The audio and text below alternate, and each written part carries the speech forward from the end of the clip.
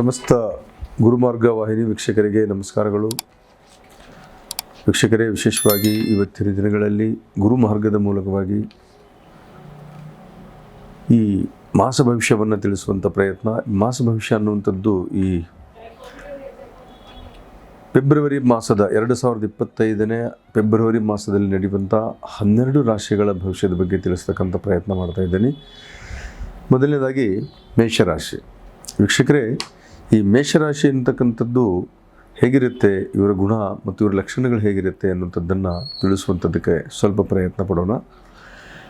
ಇವರು ಯಾವಾಗಲೂ ನಿಷ್ಠುರವಾದಿಗಳಾಗಿರ್ತಾರೆ ಮತ್ತು ಹಠವಾದಿಗಳಾಗ್ತಾರೆ, ಜೊತೆಗೆ ಕೋಪಿಷ್ಠರಾಗ್ತಾರೆ ಮತ್ತು ಕೆಲವು ನಿರ್ಧಾರಗಳನ್ನು ತೆಗೆದುಕೊಂಡ್ರೆ ಅದು ಯಾವುದೇ ಕಾರಣಕ್ಕೂ ಬಿಡದೇ ಇರತಕ್ಕಂಥ ಒಂದು ಸ್ಥಿತಿಯನ್ನು ತಲುಪ್ತಾರೆ. ಅದರ ಜೊತೆಗೆ ಇವರಲ್ಲಿ ಒಂದು ಮನುಷ್ಯತ್ವ ಅಂತಕ್ಕಂಥದ್ದು ಇರುತ್ತೆ ಮತ್ತು ಜ್ಞಾನದ ಸಂಕೇತ ತುಂಬ ಚೆನ್ನಾಗಿರುತ್ತೆ. ಯಾಕಂದರೆ ಇಲ್ಲಿ ಕೇತುವಿನ ನಕ್ಷತ್ರ ಅಶ್ವಿನಿ ಅಂತಕ್ಕಂಥದ್ದು ವಿಶೇಷವಾಗಿರ್ತಕ್ಕಂಥ ನಕ್ಷತ್ರ. ಆ ನಕ್ಷತ್ರದ ಪ್ರಕಾರವಾಗಿ ಕೇತು ಬಲವಾದಂಥ ಶಕ್ತಿಯನ್ನು ಕೊಡ್ತಕ್ಕಂಥವನಾಗ್ತಾನೆ. ವಿದ್ಯಾ, ಜ್ಞಾನ ಇತ್ಯಾದಿಗಳು ಮತ್ತು ಆಧ್ಯಾತ್ಮಿಕ ಪರಿಣತಿಯನ್ನು ಕೂಡ ಈ ಜಾತಕದವರು ಅಂದರೆ ಮೇಷರಾಶಿಯವರು ಅನುಭವಿಸುವಂಥದ್ದಾಗತ್ತೆ. ಮತ್ತು ಈ ರಾಶಿಯವರಿಗೆ ಧನಾತ್ಮಕವಾದ ಬದಲಾವಣೆಗಳನ್ನು ಕಾಣತಕ್ಕಂಥ ಸಾಮರ್ಥ್ಯ ಇರುತ್ತೆ. ಹೇಗೆ ಅಂತ ಹೇಳಿದರೆ, ಇವರು ಯಾವುದಾದ್ರೂ ಒಂದು ಸಾಧನೆ ಮಾಡಬೇಕು ಅನ್ನೋದಾದರೆ ಒಂದು ವಿದ್ಯ ಕೌಶಲ್ಯ ಆಗಬಹುದು, ಒಂದು ಸಾಹಸಗಾಥೆ ಅಂತಕ್ಕಂಥದ್ದು ಇರಬಹುದು, ಕ್ರೀಡೆಗಳಲ್ಲಿ ಆಗಬಹುದು. ಇದರಲ್ಲಿ ವಿಶೇಷವಾದಂಥ ಒಂದು ಬಲವನ್ನು ಹೊಂದಿರ್ತಾರೆ. ಆದರೆ ಕೆಲವರು ಜಾತಕದ ಪ್ರಕಾರವಾಗಿ ಅವರ ಗ್ರಹಗಳ ಬಲಾಬಲಗಳನ್ನು ವ್ಯತ್ಯಾಸಗಳಾದಾಗ ಕೆಲವೊಂದು ಸಾರಿ ಅವರು ಅದಕ್ಕೆ ತದ್ವಿರುದ್ಧವಾಗಿರ್ತಾರೆ. ಅಂದರೆ ಕ್ರೀಡೆ ನಡೆಸುವಂಥ ಕಾರ್ಯಗಳಿದ್ದರೆ, ಅವರು ಸಾಹಸ ಮಾಡುವಂಥದ್ದಿದ್ದರೆ ಅದನ್ನು ಆಲಸ್ಯವಾಗಿ ನೋಡ್ತಾರೆ, ಅದರ ಕಡೆ ಗಮನ ಇರೋದಿಲ್ಲ. ಈ ರೀತಿಯಾಗಿರ್ತಕ್ಕಂಥ ಮೇಷರಾಶಿಯವರು ಯಾವಾಗಲೂ ತಮ್ಮ ಹಠವನ್ನು ಸಾಧಿಸುವಂಥದ್ರ ಜೊತೆಗೆ ಸಹಜವಾಗಿ ಯಾರನ್ನೂ ನಂಬದೇ ಇರತಕ್ಕಂಥ ವ್ಯಕ್ತಿ ಅಂತ ಹೇಳ್ಬೋದು. ಸಹಜವಾಗಿ ನಂಬೋದಿಲ್ಲ. ಒಂದು ಸರಿ ನಂಬಿದರು ಅಂದರೆ ಅವ್ರ ಬಗ್ಗೆ ಯಾವುದೇ ಕೆಟ್ಟ ಥರ ವಿಚಾರಗಳನ್ನು ಮಾಡಿದರೂ, ಅವ್ರ ಬಗ್ಗೆ ಅಪನಿಂದನೆಗಳು ಮಾಡಿದರೂ ಈ ವ್ಯಕ್ತಿ ಸಹಿಸೋದಿಲ್ಲ. ಹೇಗೆ ಒಬ್ಬ ಭಕ್ತನು ದೇವರಲ್ಲಿ ಪ್ರಾರ್ಥನೆ ಮಾಡ್ತಾನೆ, ಆ ದೇವರನ್ನು ಸಂಪೂರ್ಣವಾಗಿ ನಂಬುತ್ತಾನೆ, ಆದರೆ ಆ ದೇವರ ಬಗ್ಗೆ ಯಾರಾದರೂ ಹೇಳಿದಾಗ ಅವನಿಗೆ ಕೋಪ ಬರುತ್ತೆ ಅಂತ ಹೇಳ್ತಾರಲ್ಲ, ಅಂಥ ಒಂದು ಪರಿಸ್ಥಿತಿ. ಒಬ್ಬ ವ್ಯಕ್ತಿಯನ್ನು ಕೂಡ ಆ ವ್ಯಕ್ತಿ ನಂಬಿದ ಅಂದರೆ ಆ ವ್ಯಕ್ತಿ ಬಗ್ಗೆ ಕೆಟ್ಟದಾಗಿ ಹೇಳಿದರೆ ಈ ವ್ಯಕ್ತಿ ಕೋಪ ಬರುತ್ತೆ ಅಂತ ಹೇಳ್ಬೋದು. ಈ ರೀತಿಯಾದಂಥ ಒಂದು ಮೇಷರಾಶಿ ಗುಣಲಕ್ಷಣಗಳು.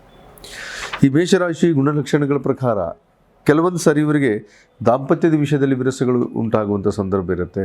ಯಾಕಂದರೆ ಇವರು ಅದನ್ನು ಫೇಸ್ ಮಾಡ್ತಾರೆ, ದಾಂಪತ್ಯದಲ್ಲಿ ಕಲಹ. ಯಾಕಂದರೆ ಸ್ವಲ್ಪ ತಮ್ಮದೇ ಆದಂಥ ಒಂದು ಸ್ಥಾನಮಾನವನ್ನು ಕಾಯಮಿಟ್ಟುಕೊಳ್ತಕ್ಕಂಥ ವ್ಯಕ್ತಿ ಆಗಿರೋದ್ರಿಂದ ಬೇರೆಯವರ ಮೇಲೆ ಅಥವಾ ಬೇರೆಯವರು ಇವ್ರ ಮೇಲೆ, ಈ ಮೇಷರಾಶಿಯವರ ಮೇಲೆ ಒತ್ತಡ ಹಾಕುವುದು ಅಷ್ಟೊಂದು ಇಷ್ಟಪಡೋದಿಲ್ಲ. ಆಗ ಪತ್ನಿ ಅಂತಕ್ಕಂಥವ್ರು ಅಥವಾ ಜೀವನ ಸಂಗಾತಿಯೇ ಇವ್ರ ಮೇಲೆ ಒತ್ತಡ ಹಾಕ್ತಾರೆ ಅನ್ನೋದಾದರೆ ಸ್ವಲ್ಪ ಸಹಿಸೋದು ಕಷ್ಟ ಆಗುತ್ತೆ. ಇಂಥ ಒಂದು ಸ್ಥಿತಿಯಲ್ಲಿ ಇರ್ತಕ್ಕಂಥ ಮೇಷರಾಶಿಯವರು ಯಾವಾಗಲೂ ಒಂದು ಮಾನವೀಯತೆಯನ್ನು, ಮೌಲ್ಯಗಳನ್ನು ಯಾವಾಗಲೂ ಇಟ್ಟುಕೊಂಡಿರ್ತಾರೆ. ಮನುಷ್ಯತ್ವದ ಬಗ್ಗೆ ಗೌರವ ಇರ್ತಕ್ಕಂಥದ್ದು ಇರುತ್ತೆ. ಅವರು ಯಾವುದೋ ಒಂದು ಸಹಾಯ ಸಹಕಾರಗಳನ್ನು ಮಾಡುವಂಥದ್ದು, ಧಾರ್ಮಿಕ ಕಾರ್ಯಗಳಲ್ಲಿ ಭಾಗಿಯಾಗತಕ್ಕಂಥದ್ದು ಇತ್ಯಾದಿಗಳು ಈ ವ್ಯಕ್ತಿಯಲ್ಲಿ ಒಂದು ವಿಶೇಷತೆ ಇರುತ್ತೆ. ಜೊತೆಗೆ ಈ ವ್ಯಕ್ತಿಗೆ ಸದ್ಯಕ್ಕೆ ಈ ವರ್ಷದಲ್ಲಿ ಇರ್ತಕ್ಕಂಥ ಯಾರಿಗಾದರೂ ನಿಮ್ಮ ಜಾತಕಗಳನ್ನು ಪರಿಶೀಲನೆ ಮಾಡಿಕೊಳ್ಳಿ. ಆ ಜಾತಕದಲ್ಲಿ ಬರ್ತಕ್ಕಂಥ ದೋಷಾದಿಗಳ ವಿಷಯದಲ್ಲಿ ತೊಂದರೆಗಳನ್ನು ಹೇಗಿರುತ್ತೆ ಅಂತ ಹೇಳಿದರೆ, ನಿಮ್ಮ ರಾಶಿಗೆ ದಾಂಪತ್ಯದಲ್ಲಿ ಇರ್ತಕ್ಕಂಥ ಸಮಸ್ಯೆಗಳೇನಾದರೂ ಕಂಡು ಬಂದಿದ್ದರೆ, ನಿಮಗೆ ಸಮಸ್ಯೆಗಳಿದ್ದರೆ ಈ ವಿಷಯವಾಗಿ ಸ್ವಲ್ಪ ನೀವು ಗಂಭೀರತೆ ತಗೊಳ್ಬೇಕಾಗತ್ತೆ. ಕಾರಣ ಏನು ಅಂತ ಹೇಳಿದರೆ, ನಿಮಗೆ ಗುರುಬಲ ಅನ್ನುವಂಥದ್ದು ಇದ್ದೇ ಇದೆ. ಆದರೆ ವರ್ಷ ಪೂರ್ತಿಯಾಗಿ ಗುರುಬಲದಿಂದ ತೃತೀಯ 3ನೇ ಭಾವಕ್ಕೆ ಗುರು ಹೋಗುವಂಥ ಕಾಲ ಬಂದಾಗ ಸ್ವಲ್ಪ ನಿಮ್ಮ ದಾಂಪತ್ಯದಲ್ಲೇ ಕಲಹಗಳು ಉಂಟಾಗುವಂಥದ್ದಾಗತ್ತೆ. ಯಾಕಂದರೆ ಈಗ ಗುರು ಬೇರೆ ವಕ್ರತ್ವದಲ್ಲಿ ನಡೀತಾ ಇದ್ದಾನೆ. ಈ ಋಷಭರ ಅಂದರೆ ಈ ಫೆಬ್ರವರಿ ಮಾಸದಲ್ಲಿ ವಕ್ರಿ ಗುರು ಅಂತಕ್ಕಂಥದ್ದು ಬರುತ್ತೆ. ಹಾಗೆ ಕುಜನು ಕೂಡ ವಕ್ರಿ ಆಗ್ತಕ್ಕಂಥವನಾಗ್ತಾನೆ ತೃತೀಯ ಭಾವದಲ್ಲಿ. ಈ ಒಂದು ಕಾರಣದಿಂದ ಏನಾಗಿಬಿಡುತ್ತೆ, ದಾಂಪತ್ಯದಲ್ಲಿ ಕಲಹಗಳಿದ್ದರೆ ಕಷ್ಟಗಳಾಗುತ್ತೆ. ಮತ್ತು ಮೇಷರಾಶಿಯವರಿಗೆ ದಾಂಪತ್ಯದಕ್ಕಿಂತಲೂ ಸ್ವಲ್ಪ ವ್ಯಾಜ್ಯಗಳು ಅಂತ ಹೇಳ್ತೀವಿ, ಕಾನೂನಾತ್ಮಕವಾದ ವ್ಯಾಜ್ಯಗಳನ್ನು ಎದುರಿಸಬೇಕಾಗುತ್ತೆ ಈ ವರ್ಷದಲ್ಲಿ. ಇಂಥ ಒಂದು ಸಂದರ್ಭಗಳು ಇದ್ದರೆ ನಿಮ್ಮ ಗ್ರಹಗತಿಗಳು ನಿಮ್ಮ ಜಾತಕದಲ್ಲಿ ಯಾವ ಕಾರಣಕ್ಕಾಗುತ್ತೆ ಅಂದರೆ, ಈ ಕುಜ ಮತ್ತು ಸೂರ್ಯನ ಸಂಯೋಗಗಳು ಷಡಷ್ಟಕ ಯೋಗ ಅಂತ ಹೇಳ್ತಾ ಇದ್ವಿ. 6 ಮತ್ತು 8ರ ಸಂಯೋಗ ಸೂರ್ಯ ಮತ್ತು ಕುಜರ ನಡೀತಾ ಇದೆ. ಹಾಗಾಗಿ ಶತ್ರುಗಳು ಹೇಗಿರ್ತಾರೆ ಅಂದರೆ, ಕಾನೂನಾತ್ಮಕವಾದ ಶತ್ರುಗಳು ಮತ್ತು ರಾಜನೀತಿಗೆ ಸಂಬಂಧಪಟ್ಟಂಥ ಶತ್ರುಗಳು, ಈ ರೀತಿಯಂಥ ಶತ್ರುಗಳು ಹುಟ್ಟೋದ್ರಿಂದ, ಮತ್ತು ಬಂಧುಗಳು, ನಿಮ್ಮ ಸ್ವಬಂಧುಗಳು ಅಥವಾ ದಾಯಾದಿಗಳು ಅಂತ ಹೇಳ್ತೀವಿ, ಅವರೆಲ್ಲ ನಿಮ್ಮ ಬಗ್ಗೆ ವ್ಯಾಜ್ಯಗಳನ್ನು ನಿರ್ಮಾಣ ಮಾಡುವಂಥ ಪ್ರಯತ್ನ ಮಾಡ್ತಾರೆ. ಇಂಥ ಒಂದು ಕಾರಣದಿಂದಾಗಿ ಸ್ವಲ್ಪ ನಿಮಗೆ ಈ ವರ್ಷದಲ್ಲಿ ತೊಂದರೆಗಳನ್ನು ಕಾಣತಕ್ಕಂಥದ್ದು. ಆ ರೀತಿ ಜಾತಕದಲ್ಲಿ ನಿಮ್ಗೆ ಯಾರಾದರೂ ಇದ್ದರೆ ನಿಮಗೆ ಆ ದೋಷಗಳು ಬರುವಂಥ ಸೂಚನೆ ಖಂಡಿತ ಮೇಷರಾಶಿಯವರಿಗಿರುತ್ತೆ. ಹಾಗಾಗಿ ತಾವೇನು ಮಾಡ್ತೀರಾ ಅಂದರೆ ಈ ಕೆಳಕಂಡ ನಂಬರ್ಗಳಲ್ಲಿ ವಿಶೇಷವಾಗಿ ನಿಮ್ಮ ಜಾತಕವನ್ನು ಕಳಿಸಿ ಪರಿಶೀಲನೆ ಮಾಡಿಸುವಂಥ ಪ್ರಯತ್ನ ಮಾಡಿದರೆ ನಿಮಗೆ ಈ ದೋಷಗಳು ಯಾಕೆ ಬರ್ತಾ ಇದೆ, ಯಾವ ಗ್ರಹಗಳ ಪ್ರಭಾವದಿಂದ ಬರ್ತಾ ಇದೆ ಅನ್ನೋಂಥದ್ದನ್ನು ಕೂಲಂಕುಷವಾಗಿ ತಿಳಿಸುವಂಥ ಪ್ರಯತ್ನ ಮಾಡ್ತೇನೆ. ಆದರೆ ಮುಖ್ಯವಾಗಿ ಈ ಮಾಸದಲ್ಲಿ ಅಂದರೆ ಫೆಬ್ರವರಿ ಮಾಸ 2025ರಲ್ಲಿ ನಿಮಗೆ ಯಾವ ರೀತಿ ಇರುತ್ತೆ ಮೇಷರಾಶಿಯವರಿಗೆ ನೋಡಿ. ಗುರು 2ನೇ ಮನೆಯಲ್ಲಿದ್ದಾನೆ ಅಂದರೆ ಧನಸ್ಥಾನ ಅಂತ, ಕುಟುಂಬ ಸ್ಥಾನ ಅಂತ ಹೇಳ್ತೀವಿ. ಈ ಧನ ಮತ್ತು ಕುಟುಂಬ ಅನ್ನುವಂಥದ್ದು ಬಂದಾಗ ಇಲ್ಲಿ ಕುಟುಂಬದಗೋಸ್ಕರ ತನ್ನ ಜೀವವನ್ನು ಇಡುವಂಥದ್ದು, ಅವರ ಬಗ್ಗೆ ಕಾಳಜಿ ತಗೊಳ್ಳುವಂಥದ್ದು, ಮನೆ ಪರಿವಾರ ಇತ್ಯಾದಿಗಳ ಬಗ್ಗೆ ಅವನಿಗೆ ಒಳ್ಳೆಯ ಒಂದು ಸ್ಥಿತಿಯಲ್ಲಿ ನಾವು ಇರಬೇಕು ಅಂತಕ್ಕಂಥ ಆಸೆ ಪಡೋದು, ಇದೆಲ್ಲವೂ ಕೂಡ ಈ ಮಾಸದಲ್ಲಿ ನಡೆಯುತ್ತೆ. ಆದರೆ ಗುರು ಸಹಜವಾಗಿ ಈ ಫಲಗಳನ್ನು ಖಂಡಿತವಾಗಿ ಕೊಟ್ಟೇ ಕೊಡ್ತಾನೆ. ಯಾಕೆಂದರೆ ಗುರುಬಲ ಇದೆ ಅಂತ ಹೇಳ್ಬೋದು ಮೇಷರಾಶಿಯವರಿಗೆ ಈ ಮಾಸದಲ್ಲಿ. ಮತ್ತು ಈ ಮಾಸದಲ್ಲಿ ಏನಾಗುತ್ತೆ, 3ನೇ ಮನೆಯಲ್ಲಿ ಕುಜ ಇದ್ದಾನೆ. ಯಾಕಂದರೆ ಈ ಕುಜ ಕಾರಕತ್ವದ ಭಾವ ಅಂತ ಹೇಳ್ತೀವಿ. ಆ ಮನೆಯ ಅಧಿಪತಿ ಬುಧನಾಗಿದ್ದರೂ ಆ ಕಾರಕತ್ವದ ಭಾವ ಅನ್ನುವಂಥದ್ದು ಏನಿರುತ್ತೆ, ಆ ಭಾವದಲ್ಲಿ ಕುಜ ಇರುವುದರಿಂದ ಅದು ಗ್ರಹ ಕೂಡ ವಕ್ರನಾಗಿರ್ತಾನೆ. ಯಾಕಂದರೆ ನಿಮಗೆ ಬಂಧು ವಿರೋಧಿಗಳಾಗತಕ್ಕಂಥ ಸಂದರ್ಭಗಳು ಬರುತ್ತೆ, ಸ್ವಲ್ಪ ವ್ಯಾಜ್ಯಗಳು ನಡೆಯುವಂಥ ಸಂದರ್ಭಗಳಿರುತ್ತೆ. ನಾನು ಆಗಲೇ ಹೇಳಿದೆ, ಷಡಾಷ್ಟಕ ಯೋಗ ಸೂರ್ಯ ಮತ್ತು ಕುಜನಲ್ಲಿ ಇಬ್ಬರೂ ಉತ್ತಮವಾದಂಥ ಗ್ರಹಗಳು ಆಗಿದ್ದರೂ ಮಿತ್ರಗ್ರಹರಾಗಿದ್ದರೂ ಸಹ ಅಲ್ಲಿ ಅಷ್ಟಮ ಯೋಗ ಅಂತ ಬಂದಿದೆ. ಯಾಕಂದರೆ ಕುಜನ ದೃಷ್ಟಿ ಸೂರ್ಯನ ಮೇಲೆ ಬೀಳುವಂಥದ್ದು ಕೂಡ ಆಗುತ್ತೆ, ಅಷ್ಟಮ ದೃಷ್ಟಿ ಅಂತ. ಇದು ಏನಾಗುತ್ತೆ, ಅಷ್ಟಮ ಭಾವ ಕೆಟ್ಟು ಹೋದಾಗ ಸಹಜವಾಗಿ ನಿಮ್ಮ ಮೇಲೆ ದ್ವೇಷ ವೈಮನಸ್ಸುಗಳನ್ನು ಹುಟ್ಟುವುದು ಅಥವಾ ಆಕಸ್ಮಿಕವಾದಂಥ ವಸ್ತುಗಳನ್ನು ಕಳ್ಕೊಳ್ಳತಕ್ಕಂಥ ಸಂದರ್ಭಗಳು ಬರುತ್ತೆ, ಅಥವಾ ನಿಮ್ಮ ಅಧಿಕಾರವನ್ನು ಕಳ್ಕೊಳ್ಳುವಂಥ ಸಂದರ್ಭ ಬರುತ್ತೆ. ರಾಜಕಾರಣಿಗಳಾಗಿದ್ದರೆ ಅಥವಾ ಉನ್ನತ ಸ್ಥಾನದಲ್ಲಿದ್ದಂಥವ್ರು ಅಧಿಕಾರಗಳನ್ನು ಕಳ್ಕೊಳ್ಳುವಂಥ ಪ್ರಶ್ನೆ ಬರುತ್ತೆ ಅಂತ ಹೇಳ್ಬೋದು. ಇದನ್ನು ಸ್ವಲ್ಪ ತಾವು ಗಮನಿಸಬೇಕಾಗತ್ತೆ ಮೇಷರಾಶಿಯವರು. ಈ ಮೇಷರಾಶಿಯವರಿಗೆ ಈ ರಾಹು ಮತ್ತು ಶುಕ್ರನ ಸಂಯೋಗ ನಡೀತಾ ಇದೆ. ಯಾಕೆಂದರೆ ದಾಂಪತ್ಯದಲ್ಲಿ ನಾನು ಸಮಸ್ಯೆ ಇದೆ ಅಂತ ಸೂಕ್ಷ್ಮವಾಗಿ ಹೇಳಿದೆ. ಮೇಷರಾಶಿಯವರು 12ನೇ ಮನೆಯಲ್ಲಿ, ದ್ವಾದಶ ಮನೆಯಲ್ಲಿ ಶುಕ್ರ ಮತ್ತು ರಾಹು ಸಂಯೋಗ ಆಗ್ತಾ ಇದೆ. ಈ ಸಂಯೋಗ ಏನಾಗುತ್ತೆ, ದಾಂಪತ್ಯದಲ್ಲಿ ಎಲ್ಲೋ ಒಂದು ಕಡೆ ವಿಶಾಲವಾದಂಥ ಒಂದು ಪ್ರೀತಿ ವಿಶ್ವಾಸ ಪ್ರತಿಯೊಬ್ಬರ ಮಧ್ಯದಲ್ಲಿ ಇದ್ದಾಗಲೂ ಕೂಡ ಯಾವುದೋ ಒಂದು ಸಣ್ಣ ಒಂದು ಅನುಮಾನ ಅಥವಾ ಸಣ್ಣ ಒಂದು ಕಿಡಿ ಒಂದು ದೊಡ್ಡ ಒಂದು ಬೆಟ್ಟವನ್ನೇ ಸುಡಿತು ಅನ್ನೋ ಥರ ನಿಮ್ಮ ದಾಂಪತ್ಯದಲ್ಲಿ ಸ್ವಲ್ಪ ವಿರಸಗಳನ್ನು ಕ್ರಿಯೇಟ್ ಮಾಡಬಹುದು. ಅಂಥ ಒಂದು ಸಂದರ್ಭವನ್ನು ಬರದೇ ಇರೋ ಹಾಗೆ ನೋಡ್ಕೋಬೇಕು. ಮತ್ತು ನಿಮ್ಮ ಜಾತಕದಲ್ಲಿ ಈ ಶುಕ್ರ ಮತ್ತು ರಾಹುವಿನ ಸಂಯೋಗ ಇತ್ತು ಅನ್ನೋದಾದರೆ ಇದು ಹೆಚ್ಚಿನ ರೀತಿಯಲ್ಲಿ ತೊಂದರೆಗಳನ್ನು ಕೊಡಬಹುದು. ಇದು ನಾನು ಹೇಳ್ತಕ್ಕಂಥದ್ದು ನಿಮಗೆ ತಾತ್ಕಾಲಿಕವಾದಂಥ ಮಾಸ ಭವಿಷ್ಯ.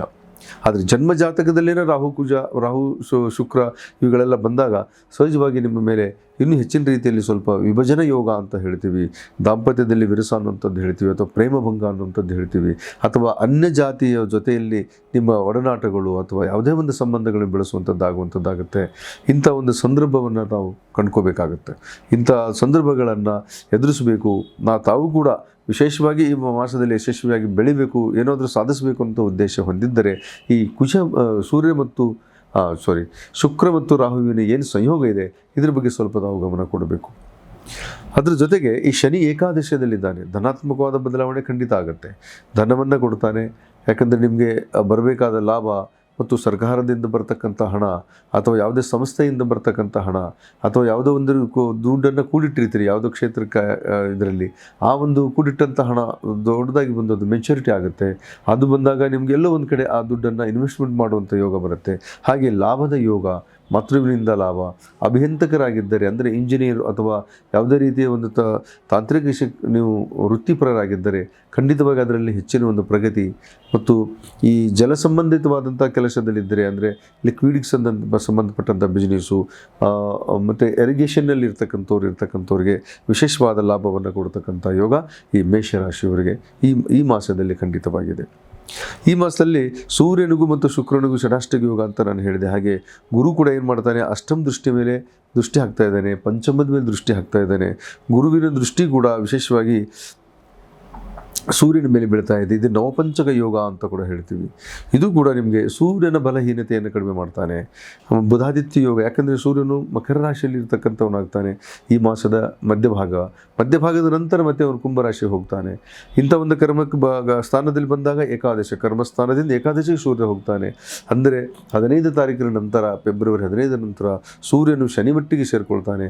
ವರಿಷ್ಠರ ಅಧಿಕಾರಿಗಳ ಜೊತೆ ಸ್ವಲ್ಪ ಒಡನಾಟದಲ್ಲಿ ತೊಂದರೆ ಬರುವಂಥ ಸೂಚನೆ ಕಾಣ್ತಾ ಕಾಣ್ತಾ ಇದೆ. ಪರಸ್ಪರ ಭೇದ ಬರುವಂಥ ಸೂಚನೆ ಕಾಣ್ತಾ ಇದೆ. ನಿಮಗೆ ಬರುವಂಥ ಲಾಭವನ್ನು ಅವರು ಕುಂಠಿತಗೊಳಿಸುವಂಥ ಯೋಗ ಆಗುತ್ತೆ. ಹಾಗಾಗಿ ವರಿಷ್ಠ ಅಧಿಕಾರಿಗಳ ಜೊತೆ ತಾವು ಭಾಳಷ್ಟು ಸಲಿಗೆಯಿಂದ ಇರೋದು ಉತ್ತಮ ಮತ್ತು ಅವರ ಪ್ರೀತಿಯನ್ನು ಗೆಲ್ಲಬೇಕಾದಂಥ ಅವಶ್ಯಕತೆ ನಿಮಗಿದೆ.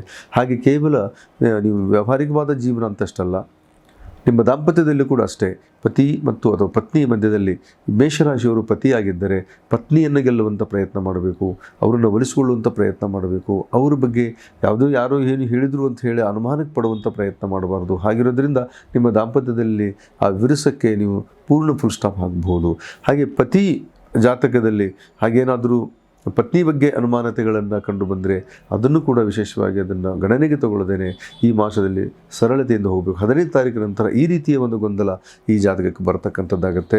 ಹಾಗಾಗಿ ಮೇಷರಾಶಿಯವರು ಆದಷ್ಟು ನಿಮ್ಮ ದಾಂಪತ್ಯ ಮತ್ತು ವರಿಷ್ಠ ಅಧಿಕಾರಿಗಳು ಮತ್ತು ನೀವು ಮಾಡುವಂಥ ಕೆಲಸದಲ್ಲಿ ತುಂಬ ಶ್ರದ್ಧೆಯಿಂದ ನೀವು ಮಾಡ್ತಾ ಇದ್ದರೂ ಸಹ ಕೆಲವೊಂದು ನ್ಯೂನ್ಯತೆಗಳನ್ನು ಕಂಡುಹಿಡಿದು ನಿಮ್ಮವರೇ ನಿಮ್ಮನ್ನ ಮೇಲೆ ಅನುಮಾನ ಹುಟ್ಟಿಸ್ತಕ್ಕಂಥ ಪ್ರಯತ್ನ ಮಾಡ್ತಾರೆ. ಅಥವಾ ಜೊತೆ ಇದ್ದವರೇ ನಿಮ್ಮ ಕೆಲಸದಲ್ಲಿ ಸ್ವಲ್ಪ ತೊಂದರೆಗಳನ್ನು ಮಾಡುವಂಥವ್ರಾಗ್ತಾರೆ. ಹಾಗೆ ಈ ವ್ಯಯಭಾವ ಅನ್ನುವಂಥದ್ದು ಏನು ಹೇಳ್ತೀವಿ ನಾವು, ವ್ಯಯ ಅಂದರೆ ಕಳೆದುಕೊಳ್ಳೋದು ಅಂತ ಅರ್ಥ.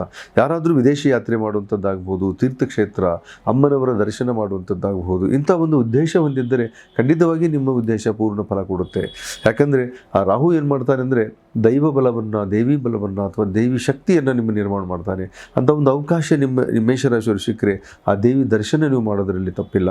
ಖಂಡಿತ ಮಾಡೋದ್ರಿಂದ ನಿಮಗೆ ಆ ಶಕ್ತಿಯಲ್ಲಿ ದ್ವಿಗುಣ ಆಗುತ್ತೆ. ನಕಾರಾತ್ಮಕ ಶಕ್ತಿಯನ್ನು ನೀವು ಹೋಗಲಾಡಿಸ್ಬೋದು ಅಂತ ಹೇಳ್ಬೋದು. ಹಾಗೆಯೇ ನಿಮ್ಮ ಜಾತಕದಲ್ಲಿ ಕೇತು ಬಂದು ಪಂಚಮಕ್ಕೆ, ಗುರು ದೃಷ್ಟಿ ಪಂಚಮದ ಮೇಲೆ ಬೀಳ್ತಾ ಇದೆ. ಕೇತುವಿನಿಂದ ಜ್ಞಾನಯೋಗ ಅಂತ ಹೇಳ್ತೀವಿ, ಭಾಗ್ಯಯೋಗ ಅಂತ ಕೂಡ ಹೇಳ್ತೀವಿ. ನಿಮಗೆ ಯಾವುದನ್ನು ಕಳೆದುಕೊಂಡಿದ್ದೀರೋ ಅದನ್ನು ಪುನರಾವೃತ್ತಿ ಆಗತಕ್ಕಂಥದ್ದಾಗುತ್ತೆ. ಭಾಗ್ಯಯೋಗ ಅನ್ನುವಂಥದ್ದಾಗುತ್ತೆ. ಪಂಚಮದಲ್ಲಿ ಕೇತು ಹೋಗಿಬಿಟ್ಟ ಅಂತ ಹೇಳಿದರೆ ಮುಂದೆ ನಿಮಗೆ ಯೋಗವಂತ ಸಂತಾನದ ಪ್ರಾಪ್ತಿಯ ಒಂದು ಸೂಚನೆ ಅಂತ ಹೇಳ್ಬೋದು. ಭಾಗ್ಯಕಾರಕ ಸಂತಾನವನ್ನು ಈ ಮಾಸದ ಅಂದರೆ ನಿಮಗೆ ಮೇ ತಿಂಗಳು ಒಳಗೆ ಸಂತಾನ ಪ್ರಾಪ್ತಿ ಆದರೆ ಭಾಗ್ಯವಂತ ಸಂತಾನವನ್ನು ನೀವು ಪಡಿಬಹುದು ಅಂತಕ್ಕಂಥದ್ದು ಕೂಡ ತಾವು ಹೇಳ್ಬೋದು. ಯಾಕೆಂದರೆ ಯಾರಿಗೆ ಪುತ್ರ ಪ್ರಾಪ್ತಿ ಆಗುವಂಥ ಏನು ಸದಾವಕಾಶ ಇದೆಯೋ ಅವರಿಗೆ ಗುರುಬಲದ ಯೋಗ ಸುಮಾರಾಗಿ ಅಂದರೆ ಹೆಚ್ಚಿನ ರೀತಿಯಲ್ಲಿ ಇರೋದರಿಂದ ಖಂಡಿತವಾಗಿ ನಿಮ್ಮ ಆರನೇ ಮನೆಗೆ ಗುರುಬಲ ಇರ್ತಕ್ಕಂಥದ್ದಾಗುತ್ತೆ. ಷಷ್ಠ ಯೋಗಕ್ಕೆ ಗುರು ಅಂದರೆ ಆರನೇ ಮನೆಗೆ ಗುರು ಹೋಗ್ತಾ ಒಂದು ದೃಷ್ಟಿ ಹಾಕೋದ್ರಿಂದ ಶತ್ರುನಾಶ, ಋಣಬಾಧೆ ಎಲ್ಲವೂ ಕೂಡ ಮೇ ತಿಂಗಳೊಳಗೆ ಆಗುತ್ತೆ. ಆದರೆ ಈ ಫೆಬ್ರವರಿ ಮಾಸದಲ್ಲಂತೂ ವಿಶೇಷವಾದ ಬಲಾಬಲಗಳನ್ನು ನೀವು ಖಂಡಿತವಾಗಿ ಕಾಣ್ತೀರಾ ಅಂತ ಹೇಳ್ಬೋದು.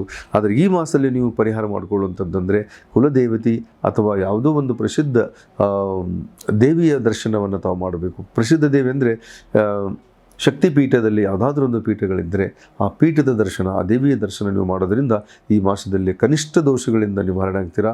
ನಿಮ್ಮ ಮೇಲೆ ಶತ್ರುತ್ವ ಆಗ್ಬೋದು, ಋಣಬಾಧೆ ಆಗ್ಬೋದು, ಅಕಾಲಿಕವಾದಂಥ ಕೆಲವು ಕಂಟಗಾದಿಗಳನ್ನು ಬಂದರೂ ಸಹ ಎದುರಿಸುವಂಥ ಯೋಗ ಆಗುತ್ತೆ. ಆದರೆ ದಾಂಪತ್ಯದಲ್ಲಿ ಸಾಮರಸ್ಯ ಇರಲಿ, ಪ್ರೀತಿ ಇರಲಿ ಅಂತ ಹೇಳ್ತಾ ಇವತ್ತಿನ ಮೇಷರಾಶಿ ಭವಿಷ್ಯವನ್ನು ಮುಗಿಸ್ತಾ ಇದ್ದೀನಿ.